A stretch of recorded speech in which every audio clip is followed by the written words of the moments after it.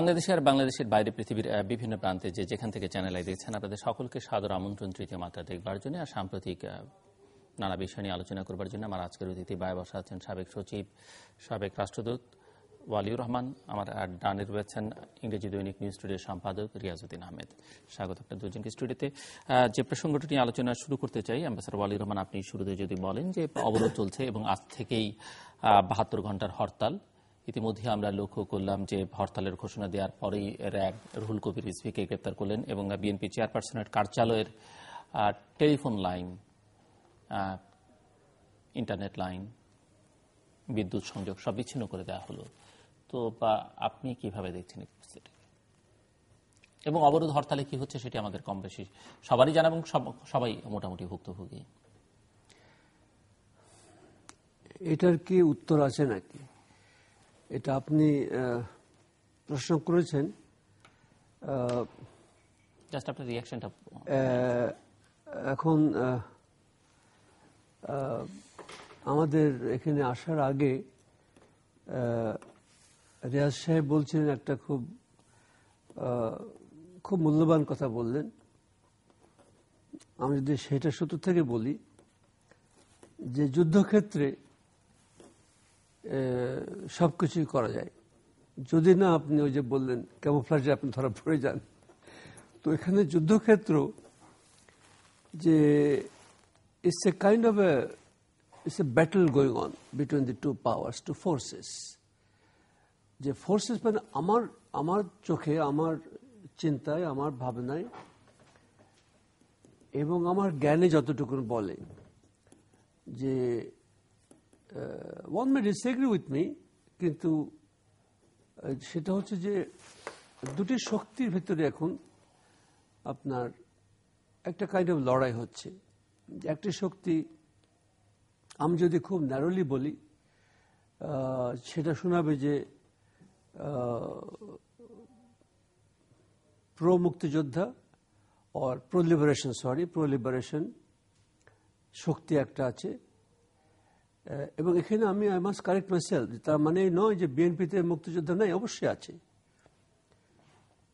কিন্তু সেখানে তারা দে আর ওভারওয়েলমড বাই দি নন মুক্তিযোদ্ধা, যারা যুদ্ধ করেননি, বা যে স্বাধীন লিবারেশন ওয়ারের যে চেতনা বলি আমরা, সেই চেতনায় যারা দে হ্যাভ বিন বাইপাসড। এটা যেটা আমাদের খবর, আমার সংবাদ যেটা জানা। কাজে সেই অবস্থাতে যে কথাটা আপনি প্রশ্ন করলেন যে বিএনপি চেয়ারপারসনের বাড়িতে যে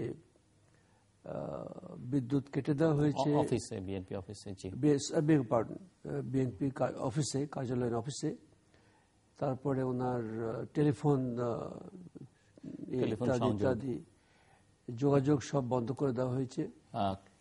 কেবল সংযোগ, যেটা টেলিভিশন দেখতে পারবেন না, স্যাটেলাইট টেলিভিশন দেখতে পারবেন না, মানে সমস্ত রকমের যোগাযোগ বিচ্ছিন্ন করে দেওয়া হয়েছে। দেখুন, ওই যে বললাম আমি যে যুদ্ধক্ষেত্র, এবং যেহেতু বেগম জিয়া এ পর্যন্ত একটা কোন রকমের, হ্যাঁ তিনি বলছেন অবশ্য সংলাপের কথা বলছেন, কিন্তু সংলাপটা তো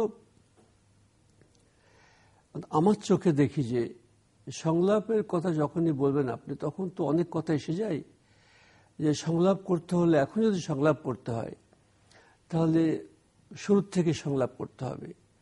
এখন আমি এটা বোধহয় না বললে অন্যায় করা হবে যে 5ই জানুয়ারির আগে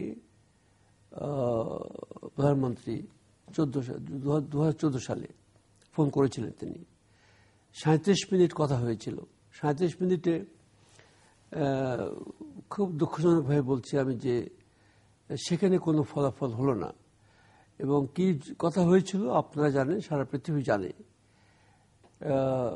তারপরে যখন প্রধানমন্ত্রী বললেন যে আপনি আসেন, সর্বদলীয় আমরা একটা মন্ত্রিসভা করি এবং সেখানে আপনি হোম মিনিস্ট্রি নেন, আপনি হোম মিনিস্ট্রি নিয়ে আপনি কি বলে যে ইলেকশন কমিশনকে আপনি সাজান, আপনি যে মিনিস্ট্রি চান আপনি দেন সেটা। তবু তিনি আসলেন না। তিনি বললেন যে না, যদি ওই কি বলে আপনার নির্দলীয় সরকার না হয় আমি নির্বাচনে যোগ দেব না। তো আমি মনে করি এগেন যে আমার কথা বলছি যে ব্যক্তিগতভাবে মনে করি যে এটা তিনি মস্ত ভুল করেছিলেন। তার উচিত ছিল সেই ইলেকশনে যোগদান করা, এবং ইলেকশনে যোগদান করলে কেন উচিত ছিল করা সেটা সেই আলোচনা আমরা পরে বহু আলোচনা হয়েছে, সেটিতে নাইবা গেলাম। সো এখন যেটা দেখছি যে অবস্থায় আমরা এসেছি আজকে, এই অবস্থাতে এখন ওনাকে বিচ্ছিন্ন করে দেওয়া হয়েছে, গণবিচ্ছিন্ন করে দেওয়া হয়েছে, যাতে করে তিনি এবং কোন কোন মন্ত্রী বলছেন যে, বা আওয়ামী লীগের নেতারা বলছেন যে গ্যাস এবং পানি সংযোগ বিচ্ছিন্ন করে দেওয়া হবে।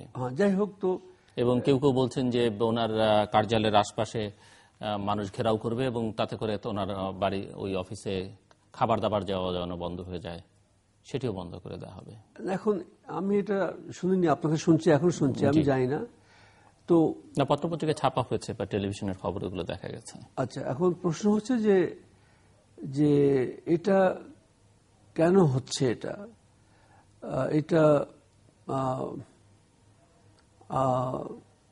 একটা আলাপ আলোচনা হওয়ার কথা তো অবশ্যই আছে, থেকে যায়, কিন্তু যে শর্তে আলাপ আলোচনার কথা বলা হতে পারে সেটা হচ্ছে যে আওয়ামী লীগের অনেক নেতা বলেছেন যে তাকে তো হরতাল তো বন্ধ করতে হবে, তাকে অবরোধ বন্ধ করতে হবে, কারণ অবরোধে যে ক্ষতিটা হচ্ছে যে কালকের থেকে স্কুল এক্সাম পরীক্ষা হচ্ছে, তো এটাও কিন্তু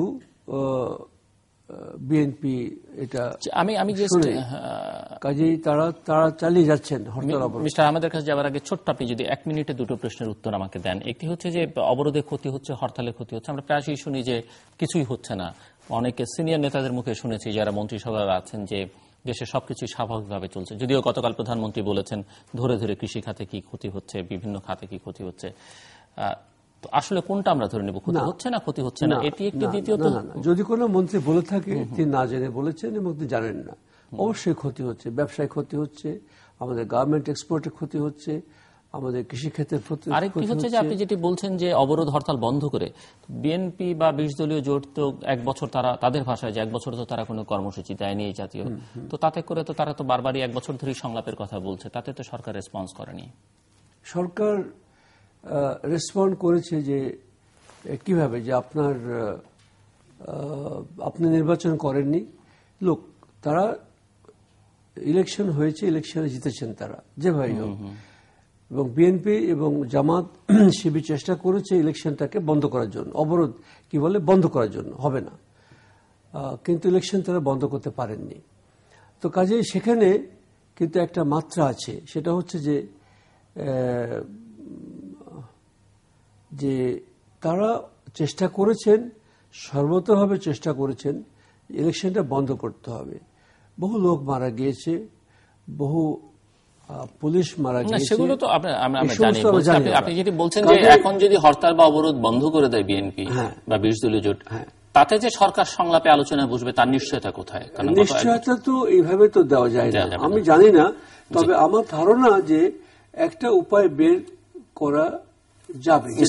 আহমেদ, জি, এই যে বর্তমান পরিস্থিতি যেটা, এটা খুবই উদ্বেগজনক একটা পরিস্থিতি, এবং আমরা সাংবাদিকরা যখন কোনো জায়গায় যাই, যাদের সাথেই দেখা হয়, সারা জাতি এত উদ্বিগ্ন, আমাদেরকে প্রথমেই প্রশ্ন করে যে সাংবাদিক সাহেব বলেন তো কি হচ্ছে, কবে শেষ হচ্ছে? তা আমি বললাম যে এই প্রশ্নের উত্তর আমি দিতে পারলে আমি খুব ধন্য মনে করতাম নিজকে, কিন্তু আমার তো এই প্রশ্ন জানা নেই, কারণ এটা যারা জানেন তারা কিছু বলছেন না, যারা জানেন, যারা এটা বন্ধ করতে পারেন বা একটা উত্তর দিতে পারেন, তাদের কাছে আপনারা এই প্রশ্ন করতে পারবেন না। আমরা করি, আমরা অনেক সময় টকশোর মাধ্যমে করি, আজকেও আমি করতে চাই যে আপনারা যাদের হাতে এই জাদুর কাঠি, আপনারা বলেন এই জাতি কোথায় যাবে, কিভাবে এই সংকটের সমাধান হবে, কিভাবে আমরা যে মুক্তিযুদ্ধের মাধ্যমে যে দেশ আমরা প্রতিষ্ঠা করেছি এই দেশকে সামনে এগিয়ে নিয়ে যাব, এটা আপনারা বলেন যারা দেশ চালাচ্ছেন, যারা দেশ চালানোর মানে আকাঙ্ক্ষা যাদের আছে তাদেরকেই বলতে হবে, উত্তরটা তাদের দিতে হবে। কিন্তু দুঃখজনক হলো এটা জানতে চাই আমাদের সাংবাদিকদের কাছে। আমাদের কাছে কিন্তু এখনো জানার মতো কিছু নাই, এবং নাই বললেও হবে না, এটা একটা স্টেলমেটের মধ্যে আছে এবং এই স্টেলমেটটা সহজেই ভেঙে যাবে। যারা স্টেলমেট তৈরি করেছেন তাদের দ্বারা এটা ভাঙ্গা সম্ভব এটা আমি মনে করি না, এবং এটা আরো সংকট ঘনীভূত হওয়ার সম্ভাবনাই বেশি। এখন প্রশ্ন হলো যে এই বর্তমান পরিস্থিতিতে এসে এই যে বিরোধী দল 72 ঘন্টার হরতাল ডাকলো, এদিকে এসএসসি পরীক্ষা আছে, এদিকে বিএনপির চেয়ারপারসন কে তাকে আইসোলেট করে দেওয়া হলো, তার সমস্ত কমিউনিকেশন বন্ধ করে দেওয়া হলো, ইলেকট্রিসিটি কেটে দেওয়া হলো। তো এইটাও মানে একটা আমার ধারণা যে সরকারের ভিতরে একটা অস্থিরতা কাজ করছে, সরকারের মধ্যে একটা মানে অস্থিরতা এবং ইমপেশেন্ট হয়ে গেছে। নাইলে এইটা না করে এইটাকে কিভাবে, যেটা জনাব ওলিউর রহমান সাহেব বললেন যে এটা আলোচনার একটা স্পেস তৈরি করতে হবে। এবং আজকে আমি শুনলাম, এটা আমি কতটা আশান্বিত হইতে পারবো জানি না, হাসানুল হক ইনু সাহেব এবং ওবায়দুল কাদের সাহেব বললেন, খুব সুন্দর যে সরকার অনড় হয়ে তো থাকতে পারবে, দেশের স্বার্থে দরকার, দেশের স্বার্থে অনড় হয়ে থাকতে পারবে না। This is a voice of sanity. এটা যদি প্রিভেল করে তাহলে তো সংকট উত্তরণ সম্ভব। এবং ইনু সাহেব বলেছেন যে সংলাপ হইতে পারে যদি সেখানে সরকার পতনের দাবি না করা হয়। তো সংলাপে তো সরকারের পতন হয় না। সংলাপ শুরু করলে ক্ষমতা, বাংলাদেশের সংকটটাকে এই মুহূর্তে রাজনৈতিক সংকটটা হলো শান্তিপূর্ণ ক্ষমতা হস্তান্তর। এটা কিন্তু বাংলাদেশে হচ্ছে না। প্রত্যেক নির্বাচনের আগে একটা যুদ্ধ হয় এবং এই যুদ্ধে কেউ হারে কেউ জিতে, কিন্তু জাতি কিছু সময়ের জন্য জিম্মি হয়ে থাকে, যেটা এখন চলছে। এবং এটাও হয়তো কেটে যাবে, কেটে হয়তো ক্ষমতার আবার মানে অদল বদল হবে, কিন্তু সংকটটা থাকবে। সংকটটা হলো আমরা বলছিলাম যে একটা ইনস্টিটিউশনাল মেকানিজম এটা তৈরি করতে হবে যেখানে সকল দলের অংশগ্রহণে একটা সুন্দর সুষ্ঠু নিরপেক্ষ নির্বাচন, এবং নির্বাচন ছাড়া অন্য কোনো মাধ্যমে ক্ষমতা পরিবর্তন আমরা সমর্থনও করি না, সম্ভবও নয়, হওয়া উচিত না। কিন্তু যদি এই পথটাকে ব্লক করে দেওয়া হয় তখন কিন্তু মাল্টিপল অপশনস সামনে চলে আসবে, যেগুলো হয়তো কেউই চাই না আমরা, পলিটিশিয়ানরাও চায় না। কি হবে সেটি আবার জানাও যায় না, অনিশ্চিত এটা। এবং এটাতে কিন্তু দেশ আরো বেশি সাফার করে অনেক সময়। তো সেদিক থেকে আমি মনে করি যে যেটা দুইজন মন্ত্রী বললেন, এইটা যদি তারা মিন করে থাকেন তাহলে এটাকে সুতা হিসেবে ধরে সামনে এগোনোর একটা সম্ভাবনা আছে। এবং এটা উত্তর, যেদিন বেগম জিয়ার এই সংযোগগুলো বিচ্ছিন্ন করে দেওয়া হলো সেদিন আবার মন্ত্রীরা বলছেন, মেলে আপনার কাছে? মেলে এই জন্য যে এগুলি করেও দেখেন আমাদের অতীতে অনেক আন্দোলন দেখেছি, অনেক রিপ্রেশন দেখেছি, এর চেয়েও রিপ্রেশন হয়েছে, অনেক বেশি হয়েছে। এই এখনকার প্রধানমন্ত্রী তিনিও তো গ্রেপ্তার হয়েছিলেন, খালেদা জিয়াও গ্রেপ্তার হয়েছিলেন। এগুলি তো কোনো কিছুই তো থাকে না। এবং যেভাবে ওনাদেরকে ধরে নিয়ে কোর্টে কাচারিতে একটা নাটকীয় দৃশ্যের অবতারণা করা হলো। তো সেইগুলি এরশাদের সময় আপনার মনে আছে যে ওনাদেরকে অন্তরীণ করে রাখা, ওনাদের মানে নানানভাবে বিচ্ছিন্ন করে ফেলার চেষ্টা হয়েছিল, কিন্তু শেষ পর্যন্ত হয় না। এইটা কোনো পথ না। বাংলাদেশে এখন দুইটা সংকট, একটা সংকট হলো রাজনৈতিক সংকট, যেটা মূল সমস্যা বাংলাদেশে। সংকটটা হলো যে ওই যে শান্তিপূর্ণ ক্ষমতা হস্তান্তরের একটা পদ্ধতি উদ্ভাবন করে সকলকে নিয়ে একটা নির্বাচন করা। আর দ্বিতীয়ত হলো যে বর্তমান যে সংকট, যে সহিংসতা, যে ভায়োলেন্স, যেটা আমরা কেউই সমর্থন করি না, এইটাকে দমন করা। এটা হলো অ্যাডমিনিস্ট্রেটিভ অ্যাকশনের মাধ্যমে দমন করতে হবে। কিন্তু অ্যাডমিনিস্ট্রেটিভ অ্যাকশনের সাথে আমরা মনে করি যে আমি আগেও বলেছি যে এই যে সংকট, বর্তমান সংকট এবং যে বিভৎসতা, আন্দোলনের বিভৎসতা, যে ভায়োলেন্স, এটা কিন্তু symptoms of the main disease. সিমটমটা এগুলি হলো, এখানে আমরা যদি একটু দেখি যে আমাদের বাংলাদেশের মানবাধিকার কমিশনের চেয়ারম্যান তিনি বলছেন যে এটি দমন করবার জন্য প্রয়োজন বোধ আরো কঠোর হওয়া, এবং সরকারের বিভিন্ন আইন শৃঙ্খলা রক্ষাকারী বাহিনীর প্রধানরা যেমনটা বলছেন, মন্ত্রীবর্গ বলছেন কঠোর থেকে কঠোর হওয়া। অন্যদিকে আবার অ্যামনেস্টি ইন্টারন্যাশনাল বলছে যে বোমাবাজি বন্ধের করে শক্তি বল প্রয়োগ করা যাবে না, বল প্রয়োগ করাটা সমীচীন নয়। আমার কথা হলো যে দেশে যখন বোমাবাজি হবে, যখন ভায়োলেন্স হবে, সরকারের দায়িত্ব এটাকে দমন করা, সরকারের দায়িত্ব জনগণের জানমালের নিরাপত্তা বিধান করা। এটার জন্য প্রতিদিন তো বলতে হবে না যে আমি গুলি করব, আপনি এগিয়ে যান, আমি আপনার সাথে আছি, এগুলি তো বলার কোনো প্রয়োজন নাই, এগুলি তো অবান্তর কথা। সরকারের দায়িত্ব সরকারকে পালন করতে হবে। যদি কোথাও বোমাকেও ছুড়লে জীবন নাশের সম্ভাবনা থাকে, তাকে তো বলতে হবে না যে তাহলে গুলি করব।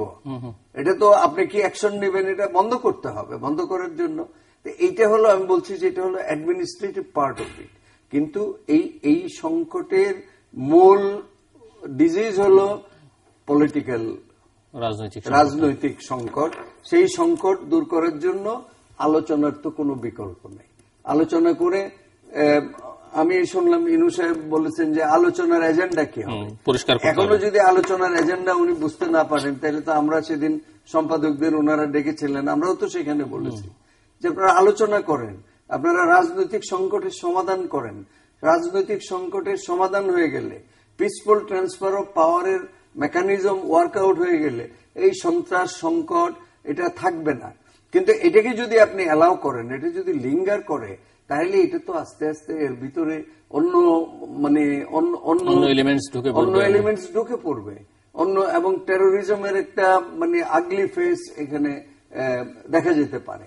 তো এইটার জন্য তো সরকারকে দায়িত্ব নিয়ে এগিয়ে আসতে হবে বলে আমার ধারণা। অ্যাম্বাসেডর ওয়ালি রহমান,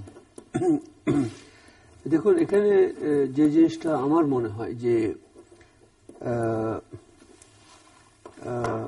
আপনি বলেছেন ঠিক কথা, যে টেরোরিজম, সন্ত্রাস এবং তাদের এই সুযোগটা, যে অস্থিরতার সুযোগটা নিয়ে সন্ত্রাস তো চলছে, এবং টু এ পয়েন্ট আপনি বলতে পারেন টেরোরিজম হচ্ছে, যে গাড়ি পুড়িয়ে দেওয়া, মানুষ মারা। যদি প্রত্যেক দিন গিয়ে টেলিভিশন খোলেন, টেলিভিশন খুলতেও ভয় করে আমার, যে ঢাকা মেডিকেল কলেজে যে বার্ন ইউনিটে যেরকম ভাবে এক একটা মানুষ, এক একটা বাচ্চা, একটা মহিলা, তার হাত পা পুড়ে, মুখ পুড়ে গেছে। তো এটা তো কোন রকমের, এটা হরতালের কোনো একটা চিহ্ন দেখি না আমি। এর ভিতরে দেখছি একটা সহিংসতা, একটা নৃশংসতা, যেখানে আপনি কিন্তু মূল কষ্ট রাজনৈতিক, সমাধান কিভাবে কামিং টু দ্যাট, যে এটাকে এখন আমরা রাজনৈতিক বলতে পারি। আর যে কথাটা উনি বলেছেন, যে সেখানে আমার যে অ্যাডমিনিস্ট্রেটিভ অ্যাকশন নিয়ে যদি এটাকে বন্ধ করতে হয়, দেখুন এ পর্যন্ত যতগুলো লোক মারা গিয়েছে তারা তো কেউ নিরীহ লোক আছে না, কিন্তু কোথাও কি এই ধরনের, যেটিকে মিস্টার আহমেদ বলছেন যে রাজনৈতিক সংকট হচ্ছে মূলে, তার ফলে যে সন্ত্রাস হচ্ছে, সহিংসতা, সেটি উনি অ্যাডমিট করছেন, সেটি সমাধান অ্যাডমিনিস্ট্রেটিভ ভাবে সমাধান করা সম্ভব কোথাও হয়েছে কিনা? কিন্তু অ্যাডমিনিস্ট্রেটিভ অ্যাকশনে হয়েছে।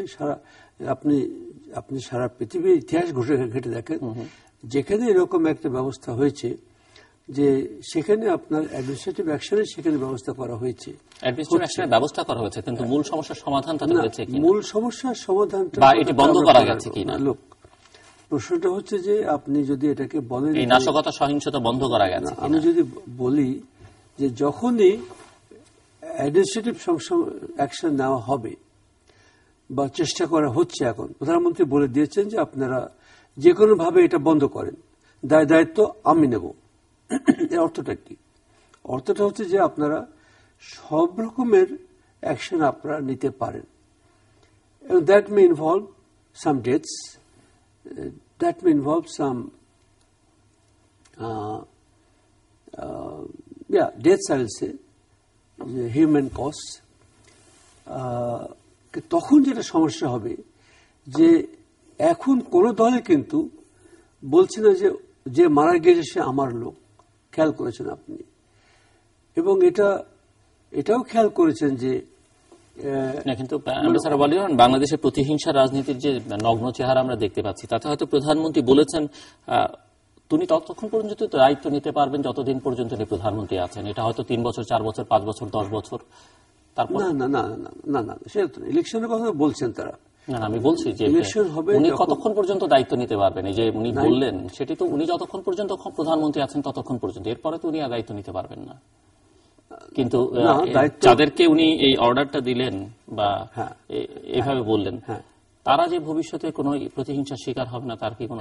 সেটা তো ভিন্ন ব্যাপার, কিন্তু তারা যেটা কাজ করবেন সেটা সংবিধান অনুযায়ী করবেন। তারা কাজ, সাংবিধানিক দায়িত্ব এটা তাদের, এবং সরকারেরও সাংবিধানিক দায়িত্ব যে এটাকে বন্ধ করতে হবে।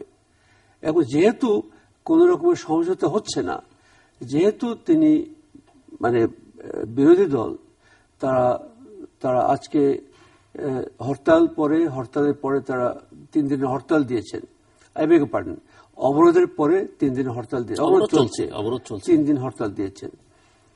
তো কোন রকমের যে চিন্তা ভাবনা বা একটা যে এটাকে কি করা যায়, স্কুল পরীক্ষা হচ্ছে, এসএসসি পরীক্ষা হচ্ছে উনি বললেন, সেখানেও বন্ধ করা হলো না, তাহলে এটার মাত্রাটা কতদূর যেতে পারে? সেখানে সেই হিসাবে প্রধানমন্ত্রী বলছেন সাংবিধানিক দায়িত্ব আপনারা পালন করেন, এবং সে দায়িত্বের যে যা কিছু হতে পারে সে তার দায়িত্ব আমি নিচ্ছি। হ্যাঁ, আপনি যা বলছেন যে উনি তো সারা জীবন থাকবেন না প্রধানমন্ত্রী, তখন কি হবে? লোক, তখনও এই সাংবিধানিক প্রক্রিয়ায় কিন্তু উইল কাম ইনটু অ্যাকশন।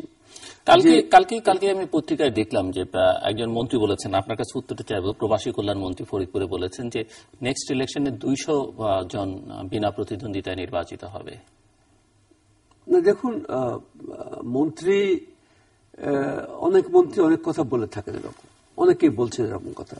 এগুলো আমি মনে করি যে খুব একটা বুদ্ধিমানের কথা না, এবং এগুলি অবান্তর কথা বলবো আমি, এবং অনুচিত কথা, এগুলো বলা ঠিক না। কারণ একটা মন্ত্রী যখন আছেন, মন্ত্রিসভার সদস্য, তার দায়িত্ব আছে, একটা বড় দায়িত্ব।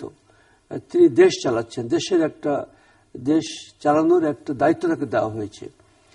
তিনি এরকম কথা বলা উচিত না, এবং বলা ঠিক হয়নি আমি বলবো। এবং এখানে বলতে আমার কোনো রকম আপত্তি নাই বা অসুবিধা নাই, যে তিনি যদি এই কথা বলে থাকেন তিনি ভুল করেছেন, বলা ঠিক হয়নি। তো আমি coming back to my point, যে পয়েন্টটা আমি চেষ্টা করছি বলার, যে সাংবিধানিক যে দায়িত্ব প্রধানমন্ত্রীর আছে সেই দায়িত্ব তাকে পালন করতে হবে, এবং তিনি সেটাই চেষ্টা করছেন এখন। এবং আপনি দেখুন যে আমি মনে করি যে ল অ্যান্ড অর্ডার ফোর্স, তারা বিজেপি যেরকম, তারা এখন পর্যন্ত তারা সম্পূর্ণভাবে যেভাবে তারা দেশে কাজ করা দরকার, বা এই সন্ত্রাস এবং এদেরকে ঠেকানো দরকার, বন্ধ করা দরকার, অন্যদের সাথে পুলিশ, এবং এখন আনসারকে দেওয়া হয়েছে বিভিন্ন জায়গাতে। তো এতে করে বিজেপির যে ডাইরেক্টর জেনারেল, তিনি আমাকে সেদিন বলছিলেন, একটা জায়গায় দেখা হলো, যে তারা তো এখনো তাদের যে শক্তি আছে, যে ক্ষমতা আছে, তারা সেটা ব্যবহার তারা করছেন না, বা কোন অথরিটি বলেননি তাদেরকে। তো এখন তাদেরকে বলা হয়েছে, আই গেস যখন প্রধানমন্ত্রী বললেন, সবাইকে বললেন যে আপনারা যান, অ্যাকশনে যান আপনারা। তো এখন আমি মনে করব এটা যে দেখুন যে একাধারে আপনি বলছেন যে এটা সরকারের দায়িত্ব বন্ধ করা, আবার অন্যদিকে আপনি বলছেন, আপনি মানে অনেকেই বলছেন, আপনি সেই কথাটাকে প্রতিফলন করছেন, এক্সপ্রেস করছেন যে সেটা হচ্ছে যে একটা রাজনৈতিক সমস্যার সমাধান দরকার, এটা রাজনৈতিক সমস্যা, এর সমাধান দরকার। কিন্তু অনেকেই মনে করেন যে এটা আর এখন রাজনৈতিক সমস্যা নাই, এটা has gone to the point যে এটা একটা সন্ত্রাসীর একটা অবস্থায় আমরা পৌঁছেছি। কারণ সেখানে সন্ত্রাসকে দমন না করতে পারলে আমরা সেই যে সকল যেটা আপনি বলছেন রাজনৈতিক সমস্যার কথা বলছেন, যেটা ইউনূস সাহেবের কথা আপনি বললেন, আমি শুনিনি, এটা আমি মিস করেছি, তবে তিনি যদি বলে থাকেন কথাটা, কোনটা, যে যে তাদের বন্ধ করতে হবে, এই যে না ইউনূস সাহেব বলেছেন যে পতনের কথা বলা যাবে না, সংলাপ চাইতে হবে, মানে সরকারকে পতনের কথা বলা যাবে, মানে সরকারকে বিদায় দিতে হবে, সেটা সরকারকে রেখে আলোচনা, সরকার পতনেরই তো, সরকার পতনের দাবি, এটা তো অবশ্যই এটা করা যাবে না এবং করা উচিত না। গতবার যেরকম তারা করতে চেয়েছিলেন পারেননি তারা, এবং এবারেও পারবেন না, কারণ কোন সরকারকে এইভাবে পতন ঘটানো পৃথিবীতে কোথাও যায়নি বা যাবে না, এখানেও যাবে না, এবারেও পারবেন না তারা। তো এটা মোটামুটি আমরা জানি। কাজেই আমার যেটা ভয় সেটা আমি বলে আপনাকে এই পর্যায়ে আমি শেষ করেছিলাম, যে এই সংঘাত আর সন্ত্রাসের সুযোগ নিয়ে যে দেখুন আইএসের সাথে এই যে একটা দল, যে মৌলবাদী দল যেটা আছে এখানে, তারা কি চাচ্ছে? তারা চাচ্ছে যে কোনোভাবেই হোক এই বিচারটা বন্ধ করতে হবে, যে আজকে যুদ্ধাপরাধের বিচার হচ্ছে, ইন্টারন্যাশনাল ক্রাইমস ট্রাইব্যুনাল যেটা করা হচ্ছে, আমি দেখতে পাচ্ছি, ভিতর থেকে বুঝতে পারছি, যেহেতু তার সঙ্গে আমি জড়িত আছি, যে এটাকে বন্ধ করতে হবে। এবং তারা দেশে বিদেশে বিশেষ করে তারা এটাকে আপনার টাকা পয়সা খরচ করছে এবং ক্যাম্পেইন করছে বিভিন্ন জায়গাতে, বিশেষ করে আমেরিকাতে। ইউরোপে খুব একটা বেশি তারা কেয়ার করেন এই ব্যাপারে, আমেরিকা বিশেষ করে তারা ক্যাম্পেইন করছে, বিভিন্নভাবে ক্যাম্পেইন করছে। তো এখন দেখুন এই যে নামটা বললাম আমি, জামাত শিবির, তারা কি চাচ্ছে, যে নতুন প্রকারেরও তারা চাচ্ছে যে এই বিচারটাকে বন্ধ করতে হবে। এবং আনফর্চুনেটলি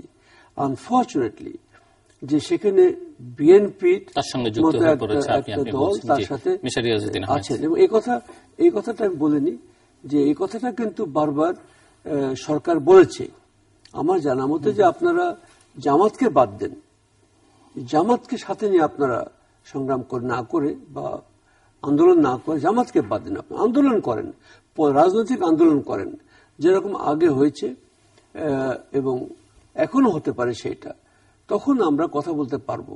জামাতকে বাদ দেন, এটা বলা হচ্ছে, বারবার বলা হচ্ছে, এবং রেসপন্সিবল মন্ত্রীরা বলছে এটা, জামাতকে আপনারা বাদ দেন। তো এই অবস্থায় আমি বলবো যে well, for the time being we have to wait for the worst. Mister Riazuddin Ahmed, ambassador Wali Rahman এটিকে এখন আর রাজনৈতিক সংকট হিসেবে মানতে রাজি নন, এটিকে সো কল্ড রাজনৈতিক সংকট তিনি বলছেন, এবং উনি মনে করেন অ্যাডমিনিস্ট্রেটিভ অ্যাকশন দিয়ে এই সমস্যার সমাধান সম্ভব, অনেক জায়গায় হয়েছে। জামাতের ইস্যুটাকে এর আগেও আলোচনায় উনি নিয়ে এসেছেন, যে মুক্তিযুদ্ধের পক্ষে শক্তি বিপক্ষে শক্তি, এবং জামাতের ইচ্ছে আসলে এখন সবকিছু হচ্ছে, এবং যেটি উনি বোঝার চেষ্টা করছেন বিএনপি সেই ফাঁদে পা দিয়েছে। না, এখানে অনেকগুলি প্রশ্নের তিনি অবতারণা করেছেন। একটা হলো যে এখন আন্দোলনটা পলিটিক্যাল নাই, এটা সন্ত্রাসী রূপ নিয়ে কর্মকাণ্ডে টার্ন নিয়েছে। আমি বলেছিলাম যে মূল সমস্যাটা রাজনৈতিক, ওখান থেকে এই সন্ত্রাস ডালাপালা বিস্তার করছে এবং আরো করতে পারে। এবং সেইখানে জনাব ওয়ালিউর রহমান সাহেব যাদের কথা বলেছেন, যারা সংকট তৈরি করেছে বা দেশে বিদেশে যারা প্রচার প্রপাগান্ডা করছে, তাদেরকে দমানোর জন্য তো রাজনৈতিকভাবে এই দুইটা দল, বিএনপি এবং আওয়ামী লীগ, তাদেরকে ঐক্যবদ্ধ একটা জায়গার মধ্যে আসতে হবে। সেটা তো মারপিট করে আসতে পারবে না, সেটার টেলিফোন কেটে দিয়ে বিদ্যুৎ বিচ্ছিন্ন করে তো এটা অ্যাচিভ করা যাবে না। এটা অ্যাচিভ করার জন্য খুব রেশনালি এটা আলোচনার মধ্যে আসতে হবে।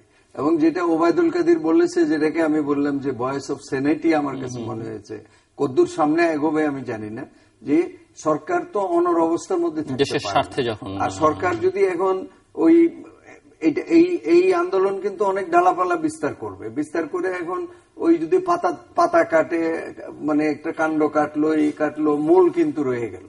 তো এইগুলিতে কিন্তু আমরা দেখেছি যে আফগানিস্তানে বা পাকিস্তানে এই সন্ত্রাস বিস্তার লাভ করেছে কিন্তু সেই পলিটিক্যাল মানে ইনটলারেন্স থেকে, পলিটিক্যাল মানে কনফ্রন্টেশন থেকে। আপনি দেখেন পাকিস্তানে আনটিল দি ডেথ অফ বেনজির ভুট্টো এইভাবে তালেবানরা কিন্তু সন্ত্রাস করে নাই পাকিস্তানের ভিতরে। যেই দিন বেনজির ভুট্টো মারা গেল তারপর থেকে এটা বিস্তার লাভ করলো। এবং এখন কি এটা মানে এখন তো আফগানিস্তানের একই প্যারালাল লেভেলে চলে এসছে অলমোস্ট। তো এই জন্যই আমি বলছি যে আমার ভয়টা হলো যে যদি এই রাজনৈতিক সংকটটাকে দূর করে এটা পিসফুল ট্রান্সফার অফ পাওয়ারের একটা ইনস্টিটিউশনাল মেকানিজম আমরা মানে ঐক্যমতে পুষতে পারি এটা নিয়ে, তাহলে কিন্তু এই সংকটের মাঝ দিয়ে এবং যে লো লেভেল সন্ত্রাস এখন শুরু হয়েছে এটা আরো বিস্তার লাভ করবে। এখন এটা ধরেন আপনার ককটেল, তারপরে আপনার জর্দার কৌটা আমরা দেখেছি সেই এরশাদের সময়, এখন পেট্রোল বোমা, এটা এরপরে আরো বড় কিছু আসতে পারে। কারণ কারা আনবে? ওই যে মানে আফগানিস্তান, পাকিস্তান, ওখানে কিন্তু এরা বসে আছে। এরা আস্তে আস্তে দেখছে যে এখানে একটা ফার্টাইল গ্রাউন্ড আছে, এখানে কাজ করা যাবে। এইটাকে বন্ধ করতে হবে। এটাকে বন্ধ করার জন্য হ্যাঁ, জামাতকে আপনি দোষ দিতে পারেন, জামাত তো স্বাধীনতা বিরোধী শক্তি, তারা কোর্টে প্রমাণিত হয়েছে, তাদের বিচার হচ্ছে, বিচার হবে এবং বলছে যে সঠিক বিচার যেন হয়, সবাই বলছে এটা। বিএনপি এটা অপোজ করে নাই। তো এখন প্রশ্নটা হলো যে তারা যে বাইরে প্রপাগান্ডা করছে, তারা কি সরকারের থেকে বেশি শক্তিশালী? সরকারের তো সারা বিশ্বে নেটওয়ার্ক আছে, সরকার সেগুলিকে কাউন্টার করতে হবে, বলতে হবে, বুঝাতে হবে যে কি করছে এখানে। কাজে এটা নিয়ে এই মূল সমস্যাকে আড়াল করে মানে হপস্টেপ জাম্প দেওয়া যাবে না এক জায়গা থেকে আরেক জায়গায়। সংকটের উৎস যেখানে, সেই উৎসটাকে নষ্ট করতে হবে। কেউ কেউ যদি মনে করেন যে আপনি মূলে আঘাত করবার কথা বলেছেন, বেগম জিয়াকে গ্রেফতারের কথা একটু বা বিভিন্ন সময় বিভিন্ন জন বলছেন, ইঙ্গিত করছেন, মধ্যে কিছু মামলাও হয়ে আছে যেগুলো দিয়ে হয়তো গ্রেফতার করাও যাবে, আইনমন্ত্রী স্বয়ংও বলেছেন। সো তাতে করে পরিস্থিতি শান্ত হয়ে ওঠার কোন সম্ভাবনা আছে কিনা? তাতে তো পরিস্থিতি আরো ঘোলাটে হবে। গ্রেফতার তো করতেই পারে সরকার, যে কোনো অজুহাতে করতে পারে, আইনানুগ ভাবে করতে পারে, কোর্ট দিয়ে করতে পারে, আপনার স্পেশাল পাওয়ার্স অ্যাক্ট দিয়ে করতে পারে। এটা তো কোনো, যারা ক্ষমতায় থাকে তারা সবসময় করতে পারে এটা। কিন্তু এটা কি আলটিমেটলি কি হয়? আলটিমেটলি প্রধানমন্ত্রীও তো অ্যারেস্ট হয়েছিল। যেটি একটি ধারণা আছে যে বিএনপি একটু ছন্ন ছাড়া দলের মতো, তাদের মধ্যে কোঅর্ডিনেশন নেই, অনেকেই এখন জেলে আছে, তাতে হয়তো বিএনপিকে তাহলে বিএনপি, হ্যাঁ এটা তো আমরা শুনি যে ছন্ন ছাড়া দল, এটার কোনো জনভিত্তি নেই, কিন্তু একে নিয়ে এত মানে অস্থির কেন? সরকারের ভিতরে অস্থিরতা কেন? এবং কিছু কিছু যেটা আপনি বললেন যে সরকারের ভিতর থেকে কেউ কেউ এমন সব মন্তব্য করে, যেটা একজন মন্ত্রী বললেন যে আগামী ইলেকশনে আমরা 200 সিট আনকন্টেস্টেড নিয়ে নেব। এই যে 153টা নিছেন, এটাই তো ডাইজেস্ট করতে পারছেন না, এটা তো হজম হচ্ছে না, দেশে বিদেশে এটা তো হজম হচ্ছে না, তারপরে আরো এটাকে বাড়াইতে চাচ্ছেন আপনি। তো এইগুলি, এবং এই ছাড়াও কিছু সরকারের ভিতরে কিছু লোক এমন সব কথা বলছে যেগুলি এই সন্ত্রাসকে আরো উস্কে দেয়, এই সংকটকে আরো ঘনীভূত করার জন্য তারা ওখানে তেল মশলা দেন, এমন ভাবে কথা বলে। এটা বলা উচিত না এইভাবে। তারা যখন সরকারে আছে, তারা দেশ চালাচ্ছেন, তারা অনেক বেশি দায়িত্বপূর্ণ কথা বলতে হবে। তারা এমন ভাবে কথা বলবেন যাতে সমাজ অস্থির না হয়, সমাজের মধ্যে স্বস্তি ফিরে আসে। কিন্তু মানুষ এমন সব কথা শুনে শুনে মানে মানুষ মানে ভয় পেয়ে যায়। তো ভয় দেখানোটা তো সরকারের থেকে কাজ না, কাজ হলো মানুষকে শান্ত রাখা দেশকে স্থিতিশীল রাখা এবং দেশে মানে রাজনীতিকে মানে স্থিতিশীল করা, স্টেবল করা। এটা হলো আমার কথা, যে এই কারণে এই পলিটিক্যাল সমস্যাটা যদি সমাধান করা যায়, এবং এটা সমাধানের একমাত্র পথ হলো আলোচনা করা। আলোচনা এজেন্ডা কি? এজেন্ডা শুরু করতে হবে পিসফুল ট্রান্সফার অফ পাওয়ার, যেখান থেকে এই সংকটগুলি তৈরি হয়। এইটাকে যদি একবার বন্ধ করা যায়, প্রত্যেকবার ইলেকশন হবে 5 বছর পর পর, যে ক্ষমতায় আসে, যার সমর্থন থাকবে ক্ষমতায় আসবে। জনগণ ভোট দিলে, প্রধানমন্ত্রী বলেছেন, জনগণ ভোট দিলে ক্ষমতায় আছে, না দিলে নাই। কিন্তু আপনি কি মনে করেন কিনা এই যে নির্বাচন কেন্দ্রিক একটি সংলাপের মধ্য দিয়ে, একটি সমঝোতার মধ্য দিয়ে এই সমস্যার আসলে চূড়ান্ত সমাধান হবে? সমাধান সম্ভব এটা, এবং এটা ইমিডিয়েটলি ইউনূস সাহেব যেটা বলছেন, সংবিধানের যে অবস্থা, প্রতিষ্ঠানগুলোর অন্যান্য এগুলি সব আসবে, আলোচনার মধ্যে আসবে এগুলি। কিন্তু এগুলো তো ধরেন একটি নির্বাচন যদি হয়ে যায়, আপনি নির্বাচন নিয়ে সমাধান করলেন, নির্বাচনের পরে যেই ক্ষমতায় যাক, সেটা আওয়ামী লীগ, বিএনপি বা জোটবদ্ধভাবে, তারা তো আর ওই দিকে নজর দেন না, বরং সেগুলোকে দুর্বল করবার দিকে মনোযোগটা বেশি থাকে। এটা দুঃখজনক। সেটি যদি আপনি নির্বাচনের আগে সেটেল না করেন, আমাদের সবগুলি ইনস্টিটিউশন কিন্তু দুর্বল হয়ে আছে। ইলেকশন কমিশন বলেন, আমাদের অন্যান্য যেগুলি আছে, দুর্নীতি দমন কমিশন, মানবাধিকার কমিশন, এমনকি ব্যুরোক্রেসি আমাদের। আর আমাদের সবচেয়ে দুঃখজনক হলো যে এই সবগুলি ইনস্টিটিউশন তো পলিটিসাইজড হয়ে গেছে, রাজনীতিকরণ। হয় তুমি আমার সাথে আছো, না হলে আমার বিপক্ষে আছো। তুমি আমার সাথে থাকলে চাকরি করবা, আমার সাথে না থাকলে ওএসডি হবা। এটা তো কালচার হয়ে গেছে আমাদের।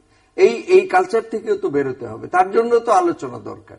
এবং আলোচনা করে যেটা বলে অনেকে, এটা অবশ্য মানে খুব দুরাশা, যে আমরা একটা চার্টার তৈরি করি, সব পলিটিক্যাল পার্টি আমরা এটা মেনে চলবো। আমরা, রাষ্ট্রটা আমাদের কাছে বড়, দেশটা বড়, এই মানে ক্ষমতাটা ক্ষণস্থায়ী। কিন্তু আমরা দেখতেছি যে আমাদের সমস্ত প্ল্যান প্রোগ্রাম 5 বছরের জন্য। আমি কয়দিন আগে চীনে গেছিলাম, চীনে তারা প্ল্যান করতেছে এই যে ইকোনমিক করিডোর করতেছে, নেটওয়ার্কিং দি হোল ওয়ার্ল্ড। তারা বলছে, আমরা বললাম যে এটা when it will be visible, বলল after 50 years from now. 50 years তাদের কাছে কিছু না। আমাদের সব হলো ম্যানিফেস্টো তৈরি, যারা এটা তৈরি করছেন তারা হয়তো দেখেও যেতে পারবেন না। কিন্তু আমাদের ম্যানিফেস্টো হলো 5 বছর আমরা কি করব। কিন্তু আমরা কি করব, যেটা প্রধানমন্ত্রীর ভিশন, যেটা 2021, 2041, এই ভিশনের মধ্যে কাজ করতে হবে। ইভেন ইট ক্যান বি 2020, মানে এটা 2200 হতে পারে এটা।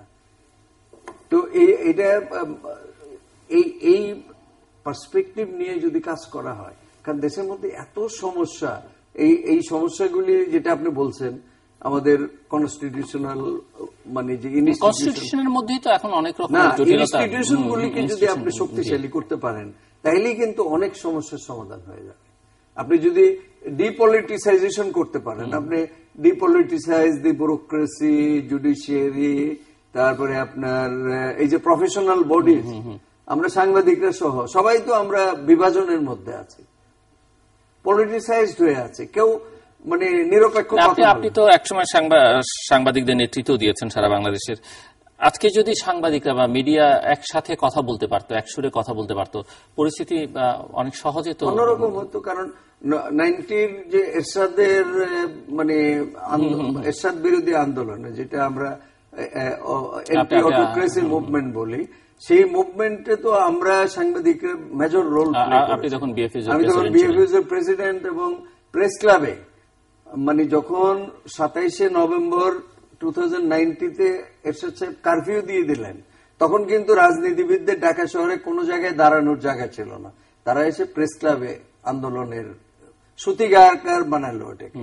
এবং যখন আমরা আন্দোলনে জিতে গেলাম, তখন প্রেস ক্লাবের নাম দিয়েছিল ডেমোক্রেসি স্কোয়ার। তো এই অবস্থাও তো বাংলাদেশে আমরা দেখেছি। এবং এরশাদ সাহেব, এই যে আপনি বলছেন রিপ্রেশন, এবং ওইখানে তিন জোটের রূপরেখা তৈরি হয়েছিল। সেই রূপরেখার মধ্যে সমস্ত প্রতিষ্ঠানকে শক্তিশালী করার, সমস্ত ডেমোক্রেটিক ইনস্টিটিউশনকে শক্তিশালী করার কমিটমেন্ট ছিল, কিন্তু সেই কমিটমেন্ট তো রাখে নাই। আমাদের দুইটি রাজনৈতিক দল পালাক্রমে ক্ষমতায় ছিল, তারা কিন্তু এই মানে তাদের এই কমিটমেন্ট তারা ফুলফিল করে নাই। সেইটার মানে বাংলাদেশের মানুষ আজকে তার মানে দিচ্ছে, খেসারত দিচ্ছে। এখান থেকে এই জন্য বলছি যে এখান থেকে রাজনৈতিক সমস্যাটা সমাধান করে এই গণতান্ত্রিক পন্থায় আমরা কিভাবে সামনে এগোবো যদি করা যায়, এবং অ্যাডমিনিস্ট্রেটিভলি সন্ত্রাসকে দমন করা, দুইটাকে আলাদা করতে হবে। পলিটিক্যাল প্রবলেম পলিটিক্যালি সলভ করতে হবে থ্রু পলিটিক্যাল ডায়ালগ, আর সন্ত্রাস যেটা এটাকে অ্যাডমিনিস্ট্রেটিভলি ট্যাকল করতে হবে। এই দুইটাকে মানে যদি একসাথে করে ফেলা হয় তাহলে কোনোটাই কিন্তু হবে না, সংকট আরো ঘনীভূত হবে। আপনি দুটি ভালো কথা বলেছেন বা গুরুত্বপূর্ণ কথা বলেছেন, যে দুটি সমস্যাকে আপনি দুভাগে ভাগ করতে বলেছেন, যে একটা হলো রাজনৈতিক সমস্যা আর একটা হলো সন্ত্রাসের সমস্যা, অ্যাডমিনিস্ট্রেটিভ সলিউশন আর একটা হলো পলিটিক্যাল সলিউশন। উনি বলেছেন যে পলিটিক্যাল সলিউশন না হলে ওটাকে আপনি অ্যাডমিনিস্ট্রেটিভ সলিউশন দিয়ে সমস্যাটা হচ্ছে যে এইখানেই শেষ করতে পারবেন না, যে এইখানেই আপনার এগ্রিমেন্টটা নেই, যে এটাকে এখন বলা হচ্ছে না যে আর এটা রাজনৈতিক সমস্যা, এটাকে বলা হচ্ছে যেটা আপনাকে বললাম আমি through hour anchor, distinguished anchor, যে সংঘাত সন্ত্রাসের রাজনীতি যেটা শুরু হয়েছে, এবং এখানে যেটা একটা কথা আপনি বলেছেন, ঠিকই বলেছেন, যে পাকিস্তান এবং আফগানিস্তান, এরপরে এখন মিডল ইস্টে যা হচ্ছে, আপনার আইএস বা আইসিস, তারা এখানে আসাটা খুবই অসম্ভব কিছু বলে মনে করি না। এখানে তো ধরা পড়েছে তিন চারজন, ধরা পড়েছে। এরপরে তারা যখন দেখছে যে এখানে এরকম কাজ করা সম্ভব হচ্ছে, ছোটখাটো মহরত ভালোই হচ্ছে এখানে। হ্যাঁ, আমি এটা এরপরে কিছু আর শুনিনি, আমি এটা দেখলাম একবারই। তো তাতে করে মনে হয় যে আপনার অ্যাডমিনিস্ট্রেটিভ অ্যাকশন নিতে হবে, আমিও মনে করি তাই।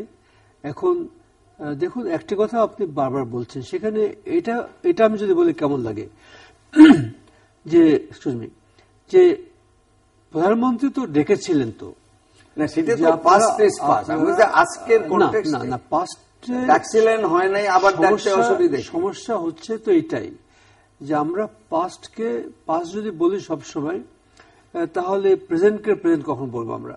তখন ওইটা যে আমরা যদি গ্রহণ না করে থাকি, তো ধরুন সরকারকে আপনি কি অ্যাসুরেন্স দিচ্ছেন?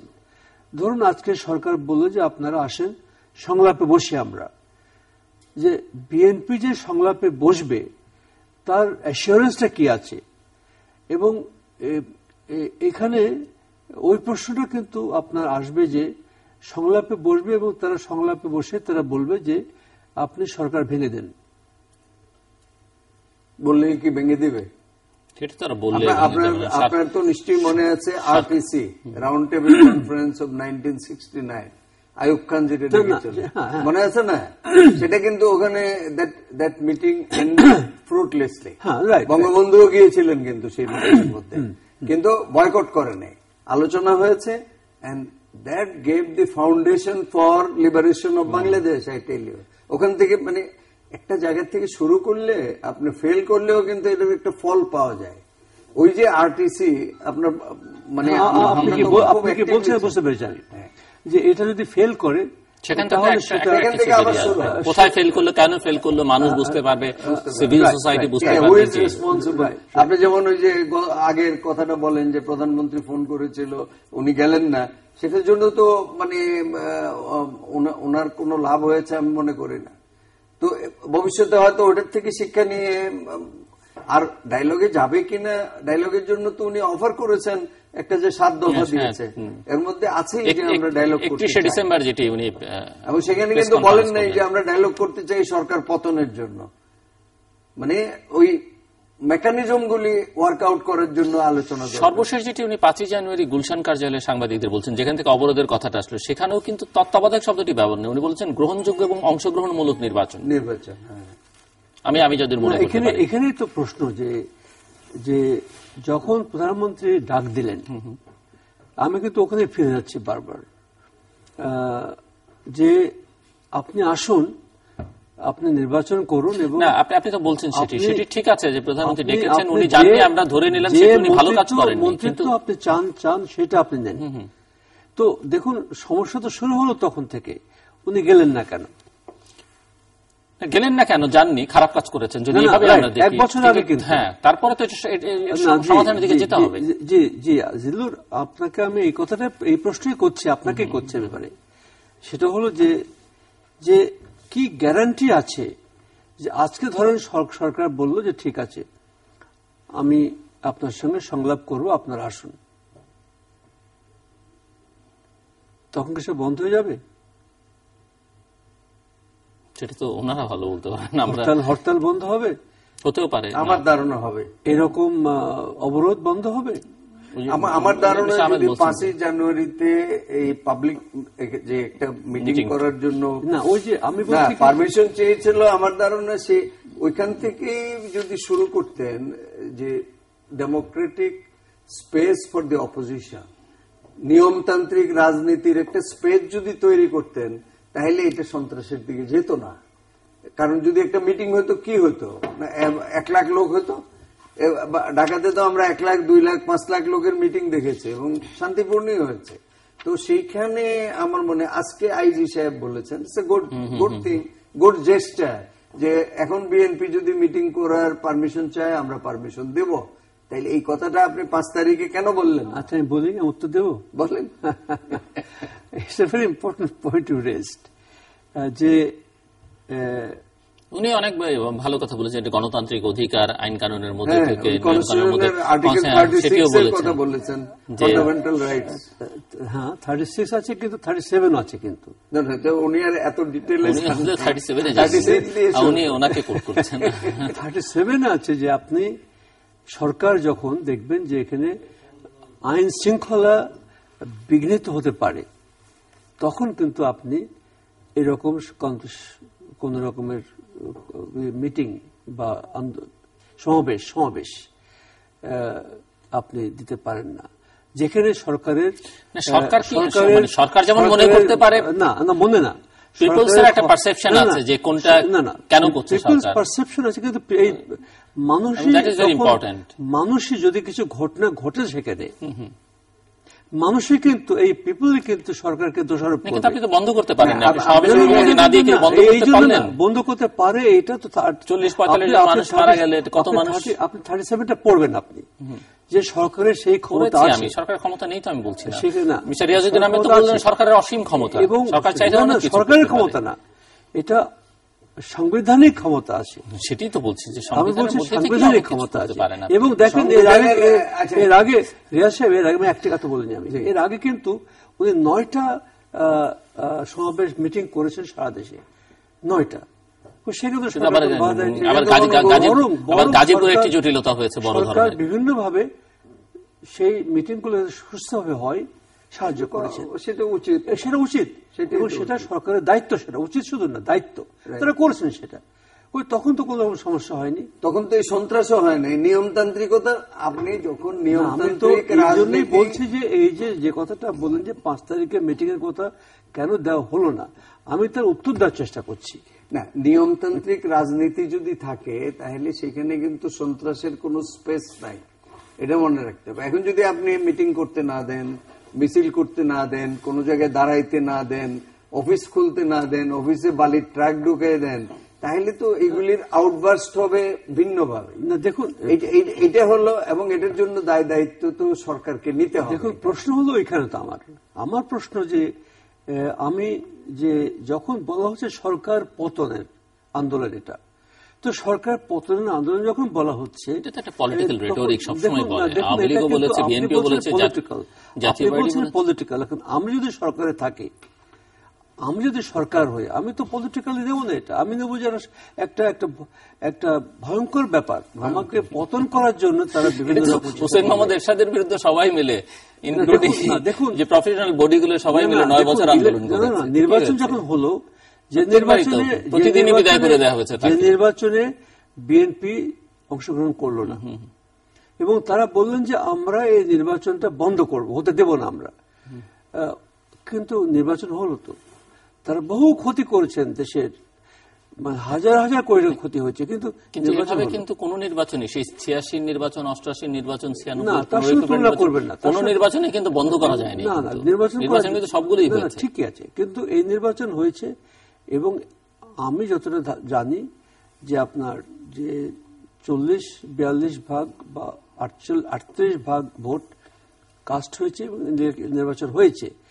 এখন যদি আপনি ইলেকশন না যান, ধরুন হাউস অব কমন্সের 3টা পার্টি ওখানে এখন আছে, যদি একটা দল নির্বাচন না যায়, হ্যাঁ একটি দল নির্বাচন না যায়, আপনি কি জোর করে আনতে পারবেন না আপনি। এখন এই বললেন আমি নির্বাচন যাব না, আপনি যাবেন না, কেন যাবেন না? যে ওই একটা কন্ডিশন, 30 সেকেন্ডে শেষ করে দিন, ওই কন্ডিশন যে আমি এই যদি আপনি না দেন, তত্ত্বাবধায়ক সরকার না দেন, নির্বাচন যাব না। যে তত্ত্বাবধায়ক সরকার সুপ্রিম কোর্ট অ্যাপেলেট ডিভিশনের ইচ্ছা, ওনাদের ভার্ডিক্ট অনুযায়ী যেটা সংবিধানের সংস্কার করা হয়েছে এবং সেখানে দুটি কথা ছিল যে দুটি নির্বাচন আপনারা করতে পারেন, কিন্তু সেখানে কোনো বাধ্যবাধকতা নেই। It was only there was no compulsion, you see, এবং ওর সঙ্গে এটাও লাগানো ছিল করতে পারেন যদি পার্লামেন্ট সেটাকে সমর্থন করে। কিন্তু পার্লামেন্টের আগেই বলা হচ্ছে এটা কিন্তু বাধ্যবাধকতা নয়, ইট ইজ নট ম্যান্ডেটরি। কাজে এই অবস্থায় আমি বলছি যে দেখুন আজকে যেটা আছে, আমি শেষ কথায় বলবো যে আমার চোখেও আমি দেখছি যে এটার সমাধান যেটা আপনারা বলার চেষ্টা করছেন বা ভাবছেন এইভাবে বোধহয় হবে না। আমার মনে হয় যে এটা ওই অ্যাডমিনিস্ট্রেটিভলি এটাকে বন্ধ করতে হবে এবং এর সাথে আর কি হতে পারে সেটা আমি জানি না, ভবিষ্যৎ বলতে পারবে। তবে অ্যাডমিনিস্ট্রেটিভ ওয়েতে সন্ত্রাসটা বন্ধ করতে হবে, সরকারের দায়িত্ব, এবং সরকার যদি না করতে পারে that will be failure of the government. 1 মিনিটে শেষ করতে হবে। অ্যাডমিনিস্ট্রেটিভলি সন্ত্রাস দমন সম্ভব, অ্যাডমিনিস্ট্রেটিভলি রাজনৈতিক সংকটের সমাধান কোনোদিনই সম্ভব নয়, এটাকে রাজনৈতিকভাবেই সমাধান করতে হবে। দর্শক, আমার অনুষ্ঠানের শেষ পরবর্তীতে আসবে। তৃতীয় মত সম্পর্কে আপনি লিখতে পারেন ডাক, ইমেল, SMS এর মাধ্যমে, ইন্টারনেট, আমাদের অফিসিয়াল ওয়েবসাইট অথবা সোশ্যাল নেটওয়ার্কের যেসব পেজ রয়েছে সেসব পেজে আপনারা আপনাদের মতামত রাখতে পারেন। আর আপনাদের মতামতই আমাদের অনুষ্ঠান তৃতীয় মাত্রা আপনি দেখতে পাবেন প্রতি বৃহস্পতিবার এবং শুক্রবার বাংলাদেশ আমরা দুটোই, বুধবার দুপুর 11:30 এবং শুক্রবার দুপুর 1:05 দেখবার আমন্ত্রণ। মিস্টার গিয়াসউদ্দিন আহমেদ এবং অ্যাম্বাসাডর ওয়ালিদ রহমান, অসংখ্য ধন্যবাদ আপনাদের দুজনকেই। দর্শক মণ্ডলী, যে অবস্থা চলছে সবারই কম বেশি জানা, এবং সবচেয়ে বড় কথা যে বাংলাদেশের প্রতিটি নাগরিক এখন শিশু থেকে শুরু করে বয়োবৃদ্ধ মানুষ সবাই ভুক্তভোগী, নানাভাবে ভুক্তভোগী। এবং সমাধান কিভাবে হবে, আমার বায়ে যিনি বসা তিনি বলেছেন প্রশাসনিক পদক্ষেপের মধ্য দিয়ে, প্রয়োজন বোধ আরো কঠোর হবার মধ্য দিয়ে এর সমাধান করতে হবে। ডানে যিনি আছেন তিনি বলছেন যে এতে হয়তো সম্ভব, কিন্তু রাজনৈতিক সংকটের যেহেতু মূল সমস্যাটা রাজনৈতিক সংকটের সমাধান না করে এভাবে সমস্যার সমাধান সম্ভব হবে না এবং সেটি খুব শুভ হবে না। এবং ওনাদের কথা থেকে যেটি বেরিয়ে এসেছে, সমস্যাটি যারা তৈরি করেছেন তারা এই সমস্যার সমাধান যে খুব একটা করতে পারবেন সেটি কিন্তু মনে হচ্ছে না। এবং কিভাবে হবে, ভেতর থেকে না বাইরে থেকে, কারো চাপে, দেশের মানুষের চাপে, নাগরিক সমাজের চাপে, ব্যবসায়ীদের চাপে, জাতিসংঘ সহ কোনো আন্তর্জাতিক চাপে, সেটি এখন বলা সম্ভব নয়। তবে এই সমস্যার সমাধান অনতিবিলম্বে করা না গেলে দু ধরনের সমস্যা তৈরি হবে। একটি হচ্ছে যে যেটি আমরা আফগানিস্তান, পাকিস্তানে দেখি, এবং সন্ত্রাসের একটা আরো নগ্ন চেহারা বাংলাদেশে দেখা যেতে পারে, এটি একটি বড় সমস্যা। দ্বিতীয়ত হচ্ছে এই দুই পক্ষের বিরোধের মধ্য দিয়ে তৃতীয় যে পক্ষটি সুযোগ করে নেবে, হয়তো নেবেই এবং হয়তো অনিবার্য হয়ে উঠবে একটা সময়, সেটি কেমন হবে এবং সেটি বাংলাদেশকে কোথায় নিয়ে যাবে সেটি কিন্তু আমরা কেউই নিশ্চিত নয়। এবং তার পরিণতি হয়তো বাংলাদেশের অর্থনীতিকে সবাইকে ভোগ করতে হতে পারে। এবং এই দুপক্ষ যারা এখন বিবাদে এবং লড়াইয়ে বা কারো কারো ভাষায় যুদ্ধে লিপ্ত, তারা যে রেহাই পাবেন না সেটি কিন্তু মোটামুটিভাবে নিশ্চিত করেই বলা যায়। দর্শক, আমাদের সঙ্গে থাকবার জন্য অসংখ্য ধন্যবাদ, আপনাদের সবার জন্য শুভকামনা।